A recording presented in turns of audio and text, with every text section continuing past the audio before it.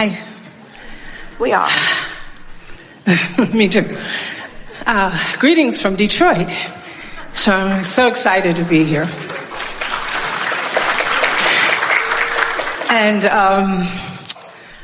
I have been following your teachings since the Power of Intention website and studying and sharing with other people. And I have invented or deliberately created the most awesome, amazing life that I never thought was possible. And so I am a CEO of a company that works for educating mothers on welfare. And we have a high infant mortality rate in Michigan. And I have the honor and privilege of impacting those lives, as well as being able to hire people who are getting laid off. And so the thing that I'm dealing with right now is my life is going so fast. I'm leaving here and going to Dubai, and then I'm going to India to become an importer of diapers so that they won't have to pay so much money out of their income that they don't have. And I'm trying to take my staff with me at the speed that I'm going, and they're resisting.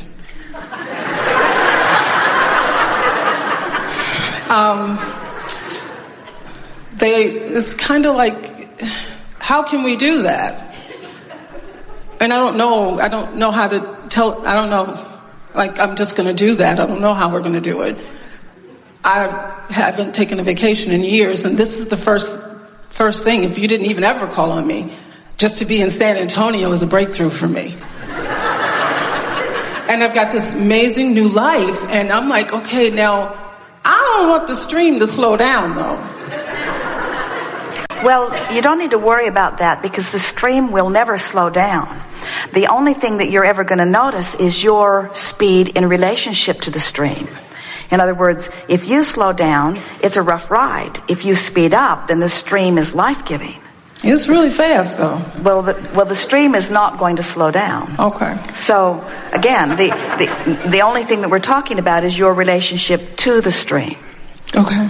So, what do you want from us? I guess I really want to know that I'm on the right path. I mean, I'm just a chick from Detroit going to Dubai. I'm going to India.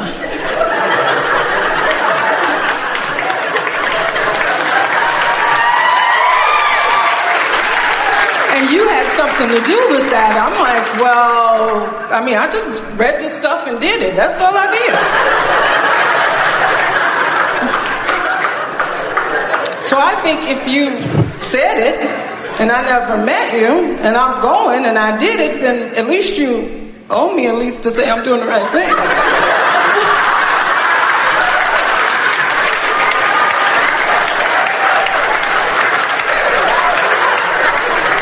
Respectfully said. Well, let's start at a more basic place.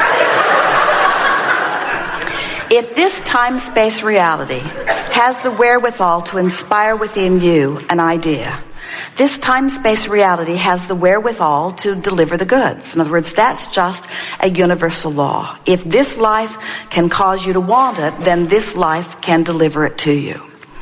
But so many people jump into the action part of things first. And so when you say, are you on track? We want to say to you, yes. And is there something that you should be doing differently?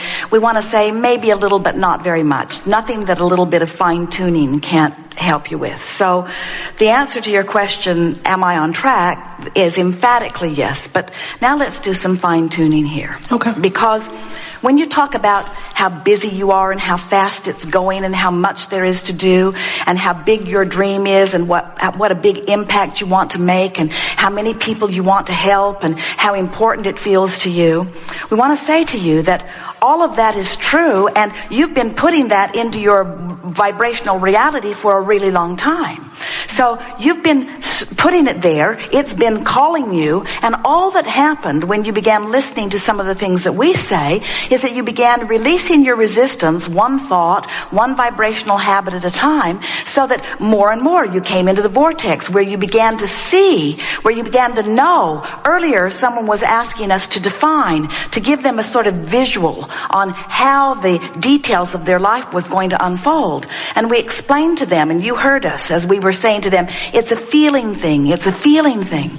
So what's going on with you is you have this feeling of confidence. You just know you're going to do it. But when people pin you down to how you're going to do it, when you're going to do it, where's it going to come from, who's going to pay for it, where are the details of it going to come, you don't have answers to those things, but you have knowing. In other words, that's that feeling that we were talking about. So now getting back to something that you said earlier, the most important thing that a really busy person must come to understand is that if you will take the time, even though sometimes it doesn't feel like you have it, to get yourself into the vortex, it will give you a leverage of time and energy and money that you just can't find outside the vortex. So the thing that you want for sure to do every single day is to meditate your way in, or bask your way in, or appreciate your way in. The best sequence of processes that we know is before you go to sleep at night, to bask your way into slumber. In other words, if you can just bask and appreciate, and go to sleep from that vibrational standpoint. Don't go to sleep out of exhaustion. Go to sleep as you bask yourself into alignment. And when you think about it, this vortex that we're talking about, where only appreciation and love exist, as you find the vibration of that through your conscious, deliberate focusing as you're lying in your bed, you'll drift into sleep, you'll drift into restful sleep, you'll drift into delicious sleep, life-giving sleep. And when you awaken, you'll be in the vortex because you made sure that you were in there when you went to sleep. When you wake up, you're in the vortex. So your mood is already high. It's elevated. You feel good. And then take some time to do some lists of positive aspects. Have some rampages of appreciation. In other words, just milk this vortex. Everyone can feel. In other words, as they were listening to you, even when you were sort of playfully and comically exhibiting some concern you have about going to India, everyone in this room can feel the confidence with which you plan to do that. In other words, there's no split in your vibration. And that's what you want to milk. That's what you want to maintain. You don't have to know how or where or when or who. You just have to feel this feeling of certainty that was palpable around you and just keep that vibration going. That's all you have to do. And the universe will deliver to you the next step and the next step and the next step and the next step and the next step and the next step. You see, no one who is in the vortex has this clear plan where they say, first I'm going to San Antonio, and then I'm going to Dubai, and then I'm going, and then I'm going, and then I'm going, and this will happen here, and this will happen here, and this will happen here. That's not why you want to be in the vortex. Being in the vortex is being in that vibrational attitude of knowing well-being and understanding with knowledge, even bigger than trust, that the next logical step will appear, and the next, and the next, and the next, and the next. And that's what you're trying to teach all of these people. In other words, whether you're going to a sort of unknown land for you, but there are a lot of people who right there living in Detroit are living in an unknown land. In other words, their own life right there up close to them is frightening them. They're afraid of the unknown. And what you're showing yourself is how to go anywhere and not be afraid. How to tune into the vibration. That's what you're teaching these people. You're not teaching them. You're not going to get diapers so that people can afford diapers. You're going on this journey to show yourself that all things are possible for you, because unless you know that, you can't teach it to someone else, you see. All things are possible for you. And so, as big of a jump as it sometimes feels like to do the things that you tell us that you're going to do, it's a bigger jump than that for those people just to get from one day to the next, you see. What you're leading them into is not to less expensive diapers. You're leading them in to an understanding of who they are. But you cannot teach them who they are until you know for sure who you are, you see. So that's what this is all about.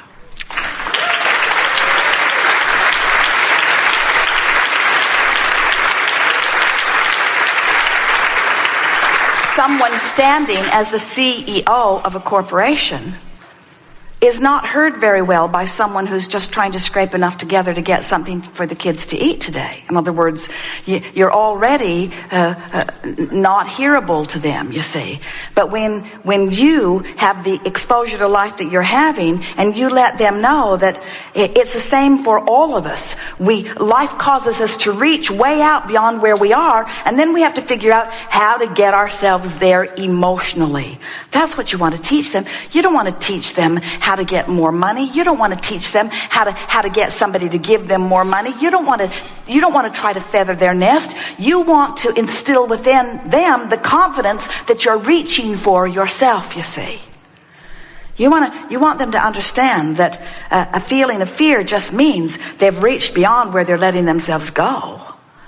And the only way that you can fill that void is to go. And the way you go is by reaching for the thoughts that give you the relief. So now let's walk through your scenario again. And let's find the thoughts that give you relief. So what's the most unsettling thing about what's coming up next for you? I have a 4-year-old daughter, and to leave her with her dad and my family to go. All right, so there's a bump there, isn't there? In other words, there's not a clear path there. So you've got to find a way to focus upon that. In the same way that we said to the woman who had pain in her body, you've got pain in your body that just is. And you can feel fear about it at the same time, or you can feel hope about it. Very different vibrations. So you've got a 4-year-old that if you're going to do what you really want to do, you're going to leave your 4-year-old with her father. That just is. You can feel fearful about it and worried about it, or you can feel fine about it. So which way do you want to feel?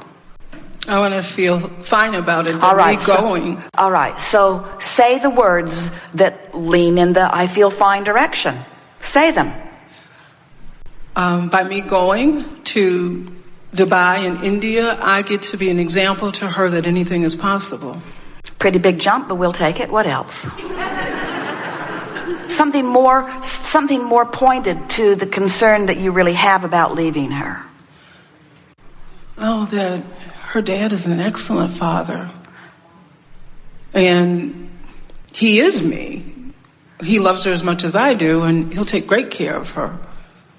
And so what's the discord? You're going to miss her? In other words, you don't think she's going to suffer. You don't think she's going to be in peril. So what's the discord? What's the discord that you're wanting to clean up? Oh, that my picture or my idea of what a good mom looks like is June Cleaver.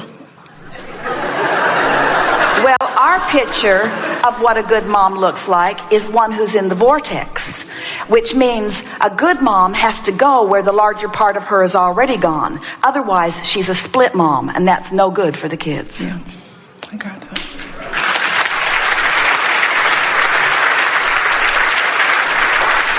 Which is exactly where you started. In other words, you want to show her that, and that's an interesting thing, because your life has taken you there, your vortex of creation, and now you want to go, but you feel reluctant to go for fear that you won't be able to be the good mom that stays. So do you think that the definition of a good mom is someone who sacrifices her alignment and feels miserable for the sake of her children?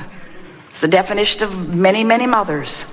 And you know what they end up relationship-wise? Children who don't even like them, because hanging around with a mother who is holding you as object of attention, you kept me from my dream, doesn't work out very well. We do a lot of therapy with people like that later. Yeah. So tell us again, why are you going? I'm going to follow the larger part of myself and to teach my environment, the people in my life that I lead, that they can follow the larger part of themselves. And let's really drive it home. I'm going because anything less would keep me from who I have become.